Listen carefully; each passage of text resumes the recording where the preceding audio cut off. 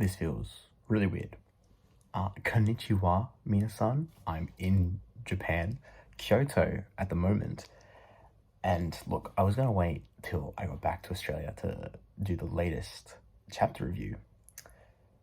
But look, I'm here. I have it in front of me. And it would be kind of foolish not to do a really short one. So yes, the audio is going to be scuffed. The camera is going to be scuffed. I'm in my hotel. It's like, I had some free time. It's going to be very quick. I'm just going to go through every page. I've already read it. I read the leaks. I know, horrible. But very quickly, I'm just going to go through it. I'm going to look at the Nintendo headquarters after this. So, you know what? Right here, future Ben on iPad iMovie, cut some photos in of Japan. Ready? 3, 2, 1. There you go.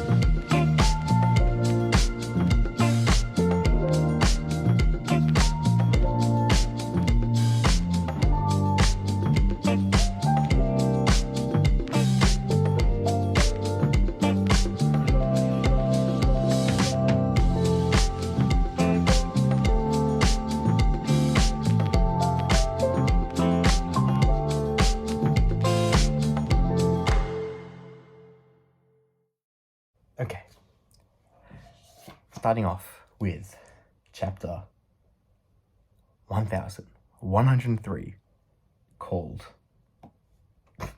I'm So Sorry, Daddy.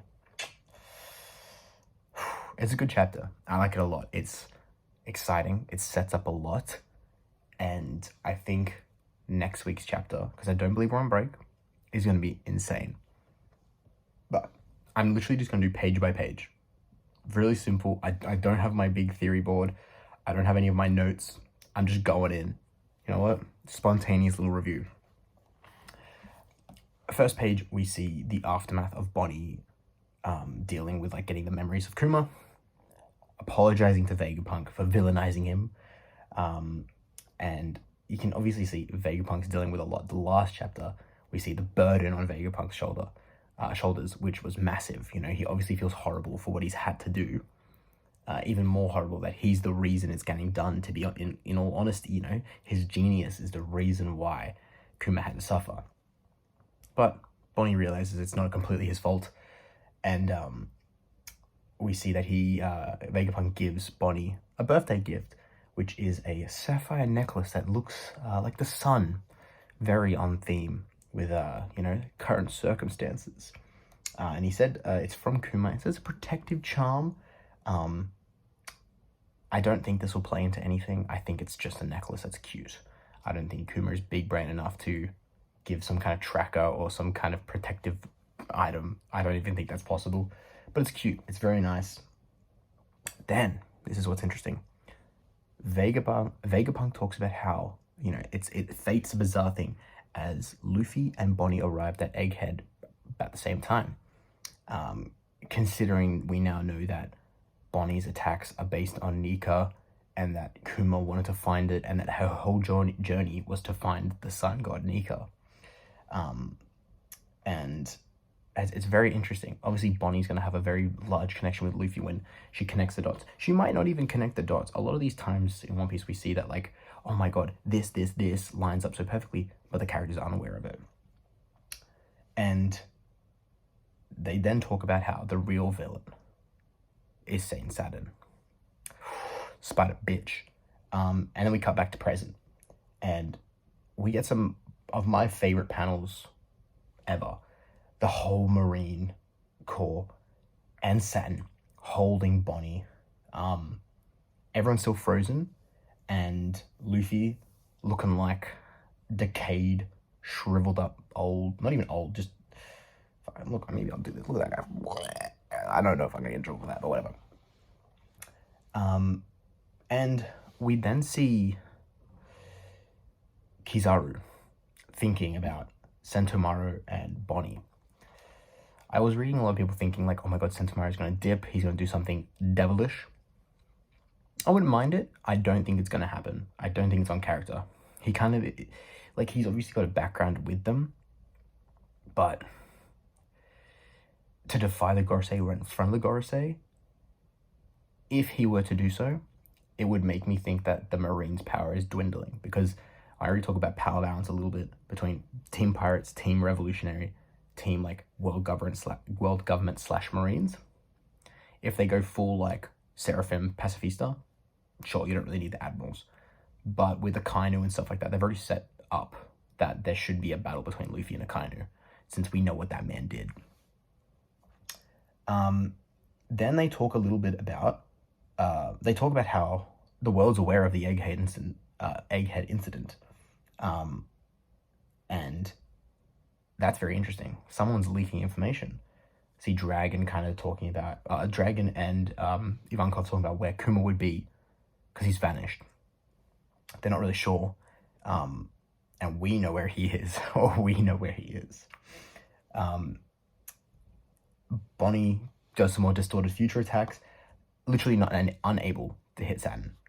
And then he kind of talks about, he talks about how the attacks, being the Nika attacks, that she doesn't really have an idea of who Nika is. So she hasn't drawn the connection between Luffy and Nika. Luffy is eating some food. He's gearing up. I'll talk about where I think he's going to jump in, but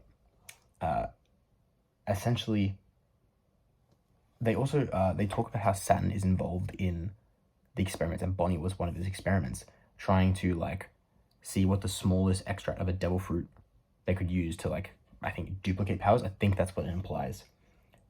Also that Ginny was wife number 8, which is a horrible, horrible sentence. But literally everything, and he was the reason why she has the sapphire disease. Everything wrong with Bonnie's life is because of Saturn. Undeniably so. And it's horrible. It's horrible. And it makes me think that they need to beat Saturn this chapter. I talked about it in the last review, how I think they're just gonna, like, he's gonna Saturn out of there, because I don't think it makes sense to attack Saturn now.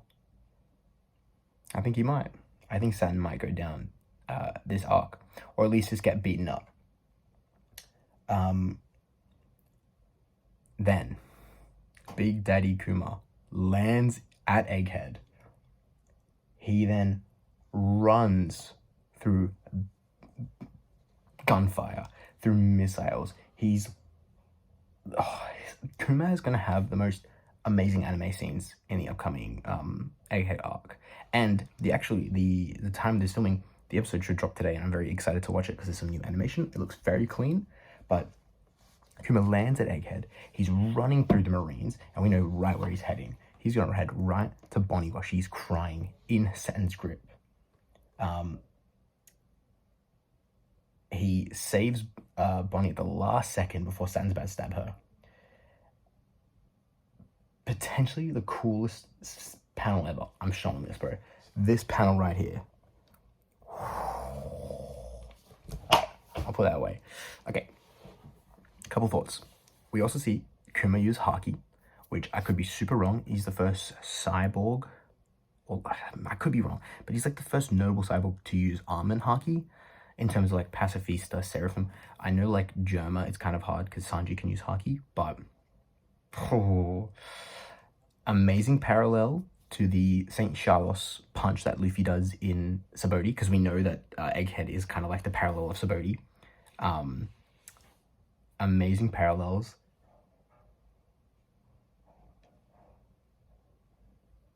If Kuma is able to hit Saturn,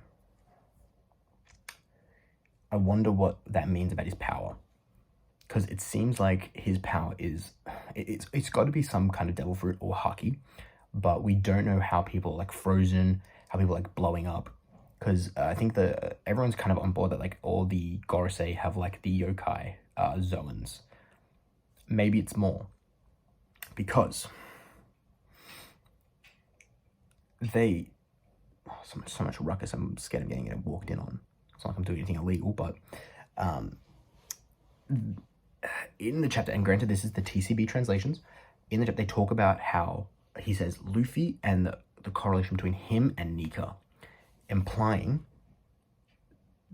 the OG Joy Boy / Nika wasn't a devil fruit user, and it was Nika. Like Nika was somebody, and it made me start thinking like, that's such a good point. Like they have god model fruits, mythical creatures.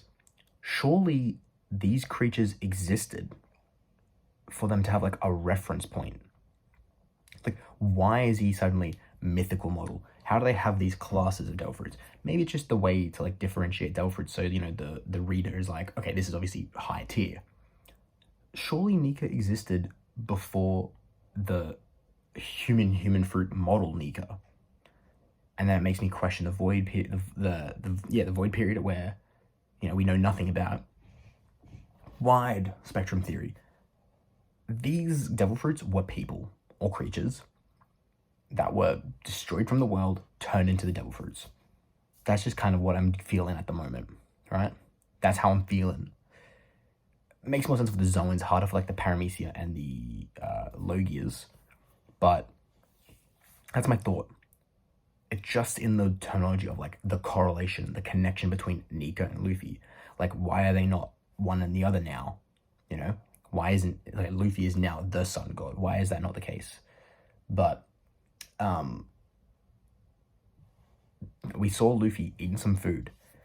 Next chapter, or the chapter after, whatever chapter, I want to see Kuma about to die. I want to see San about to annihilate his head off, Bonnie watching. I want to see Luffy, butter, Gear 5, come in and save him, and I want to see Kuma look at him. We saw that Luffy could awaken that ancient technology down below Egghead with his beating heart. I want to see that awaken in Kuma. Something in his head, he's just like, that would be the best. That's what I want to see. But we're setting up for a lot. My thoughts on what's going to happen, I can't predict. I think like I'm still stand by that. It's possible that they just yeet Saturn out of there. Maybe they actually fight him, considering like they're setting up so much for Bonnie. And if Bonnie's whole thing after that is, I want to beat the crap out of Satan, close enough, Saturn, it's kind of, it feels unresolved that they're sending him away. Like, I want to see at least one solid punch, and maybe that's all we get from Kuma, you know? He's a frail old-ass man. Maybe he's never been hit in the face for a while, you know? So, that, or it's the Arusus shock that he's going to hit him with. All the pain he's ever felt. Like, it would be weird to one-hit Gorosei, but, like, we don't really have any kind of semblance of an idea of how strong they are. Besides, obviously, how strong Saturn is with his powers. It's crazy. It's crazy. Now, listen. I'm keeping this short. I'm keeping it sweet. I'm going to edit this on my freaking iMovie. Maybe I'll put a transition right here. But when I get back, okay, I'm going to put some more videos out there.